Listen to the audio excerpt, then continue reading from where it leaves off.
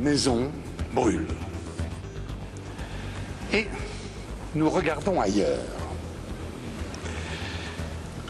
La nature, mutilée, surexploitée, ne parvient plus à se reconstituer.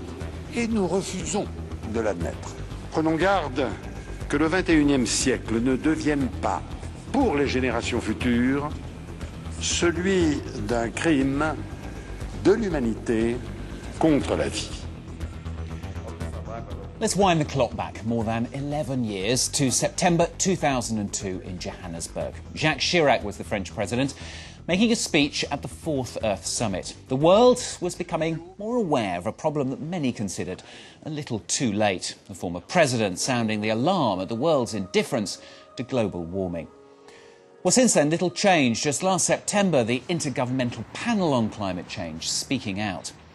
The warning that man's emission of greenhouse gases is the principal cause for global warming. According to scientists, the last 3 decades have been the warmest since 1850. And they say it is not about to get any better. A new increase in temperatures of up to 5 degrees in the next 85 years. Well, the experts say that urgent action is needed now to reduce emissions to avoid a series of catastrophes like drought, floods and other extreme weather. But there is one place in the world where climate change is far from a distant concept. It is the immediate nightmare for people living there. On a small island in Alaska is the Eskimo village of Shishmaref, seemingly doomed to soon disappear. The sea has already claimed dozens of homes. According to the scientists, Shishmaref will no longer be habitable by 2015. Well, our correspondents Vary Defer and Sebastian Vornia have this report.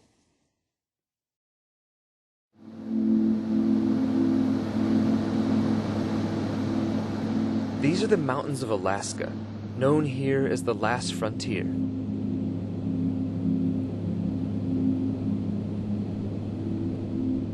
Shishmaref lies on a thin strip of an island at the westernmost edge of the state, a native village of 600 Eskimos accessible only by plane.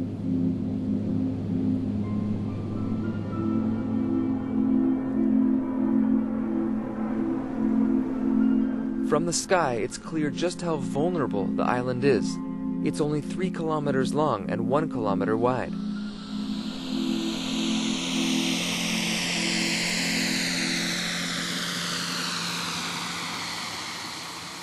It's far from the typical postcard image of an Eskimo village surrounded by ice and snow.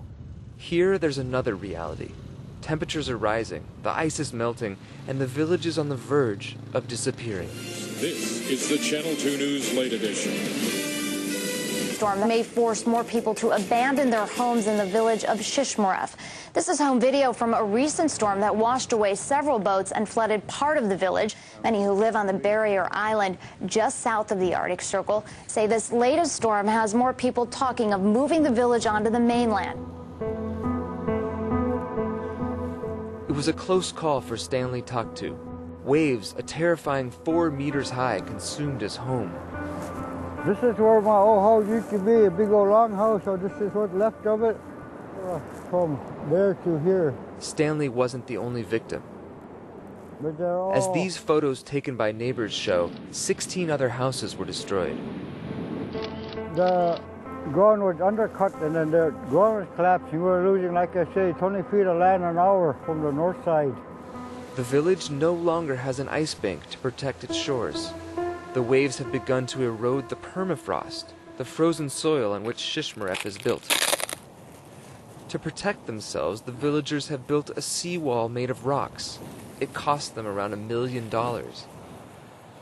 They didn't have enough funding to make this high enough. You notice it's a lot lower here. Even though it's the beginning of winter, the ice still hasn't frozen. The rising temperatures are disturbing the natural cycle and destabilizing the lives of the Eskimos.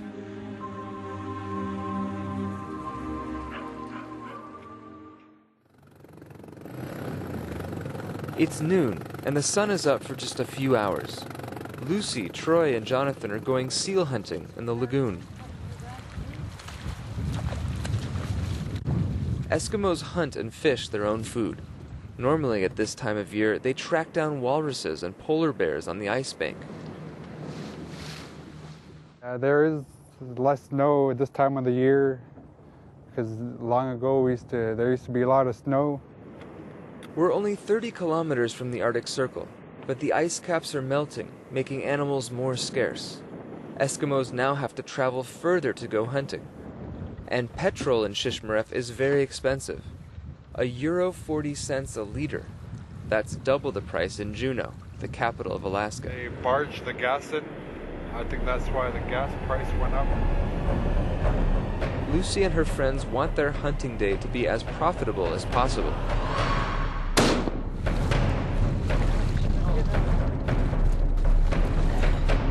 Got it. So the meat won't get stink from the heat. If your hands get cold, you can warm them up. In Alaska, only native communities are allowed to hunt protected sea mammals. It's a tradition that is 4,000 years old. So what can you make with it? Beaver hats, mittens, mucklucks, slippers, anything. And you can get money? How much money do you think you can get with those? For the whole skin, maybe 300, 400 for the skin. The Arctic ice field has lost 30% of its surface in the past 30 years. Lucy now has to go seal hunting on a bank of sand. I don't know why it's not frozen, not right now, but it usually is. Lagoon. The lagoon is usually frozen. Would usually be ice fishing by now. As a consequence, there are fewer animals. This day, Lucy only caught one seal. The family had to leave quickly so it could cut the meat before it rotted. 6 good meals out of it. About 6 meals. They're gonna boil them or hang them, half dry them, and then boil it. Eat it. Hunting has also become more dangerous. Because of the lack of prey, bears have begun to scavenge for food in the village. Sergio is a hunter who has seen this for himself. That bear came out from the beach, and we try holler at it to let it run away, but it still come at us. Then that's when we shot it. The days are over when the community was self-sufficient for its food. We meet Kim at the grocery store. He wants to show us the exorbitant cost of life in Shishmaref. Says $13 for coffee. In Anchorage, it probably costs about maybe $8 for this kind of same size. You can find most American products here, but at twice the normal price. The air freight has a lot to do with our prices. I don't know how much. It's impossible to grow fruit or vegetables on Shishmaref's swath of sand. What these? You know what these are? Avocados. Avocado, okay. Kim has lived for 55 years on Shishmaref, but doesn't feel safe on the island anymore. It's getting too dangerous, the water's getting too high. We had beach down there long ago. Now it's all deep water right here after climate change. Like most houses in Shishmaref, Kim and Stella's home doesn't have running water or gas. Rainwater is the only drinking water available. I show you. We do have a tank that holds our drinking water, and we've filled it up with rainwater. This right That here night, is Kim prepares a traditional Eskimo dinner. salmon. I think I make real delicious. Raw, frozen cod, and raw seal heart dipped in seal oil.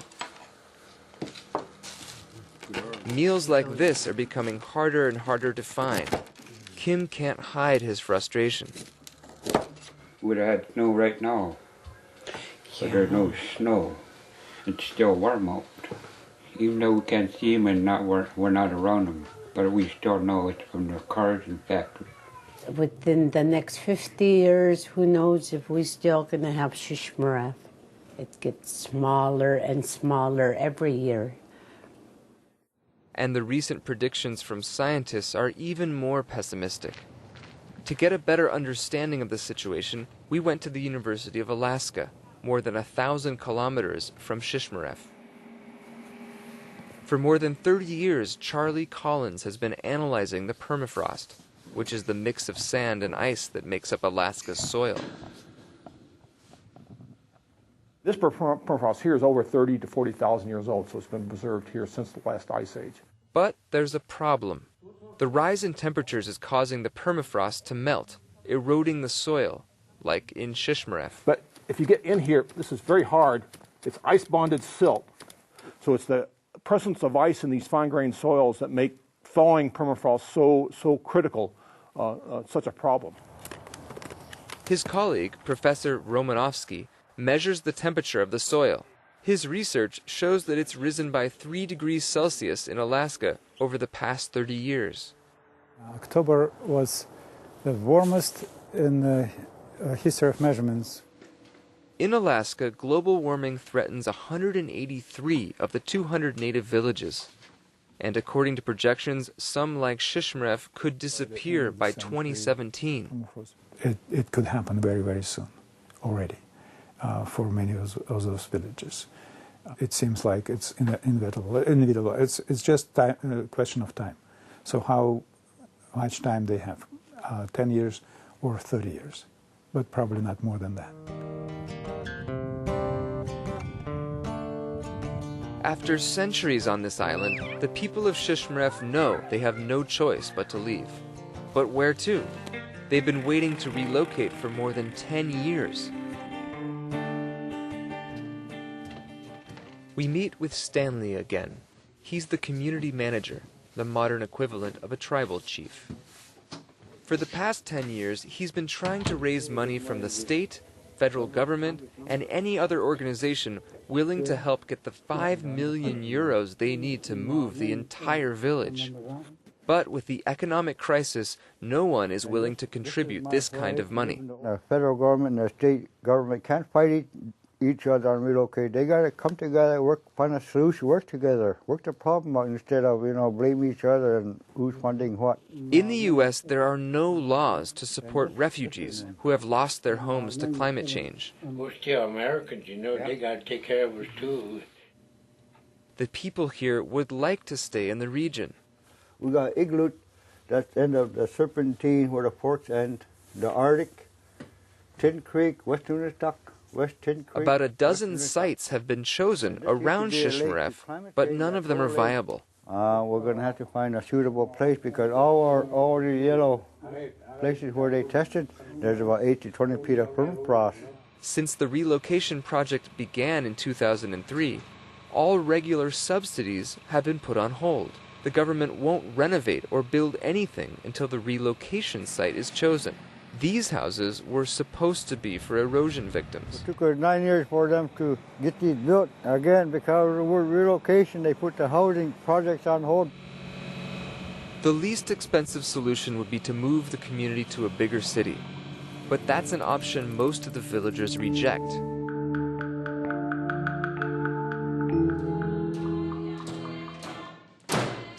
The erosion may be threatening the Inuit culture, but many in Shishmaref are working hard to preserve their way of life.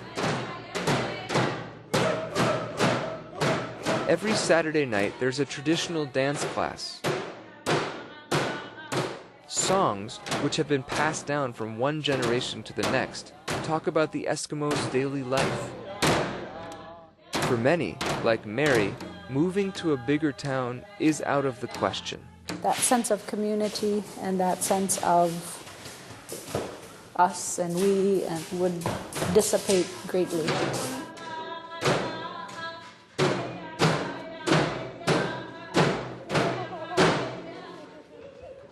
At school, students have the same curriculum as all other American teenagers.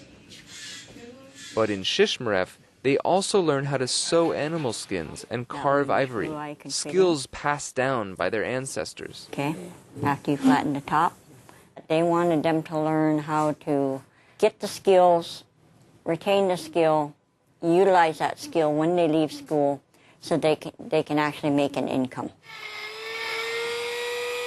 Like most teenagers in the village, Taylor has dropped out of high school. What's the point, they say, when there are so few jobs?